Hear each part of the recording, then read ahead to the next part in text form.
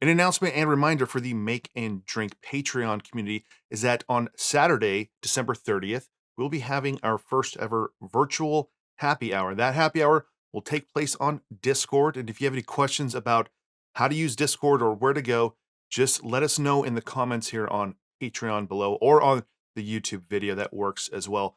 And this will be the first one. We're just kind of testing the waters, see how it works. I've never done a live voice or video thing on Discord. So if you're a little bit unfamiliar with Discord or it's a little intimidating, I understand. I didn't really use it until the Make and Drink Discord server got kind of up and running just a couple months ago. You can bring whatever cocktail you like. You can sip on nothing and just hang out with the rest of us in there. But if you want to kind of play along, what we're going to be doing is making some Appleton 15 Mai Tais. So if you don't have a bottle, I'm not suggesting everyone run out and spend, $60 to $70. It's something that for a few of us, we've never had in a Mai Tai, so I'm interested in testing that. Now, for me personally, I'll be making 3 Mai Tais. I'll be making an Appleton 15, an Appleton 12, and an Appleton 8.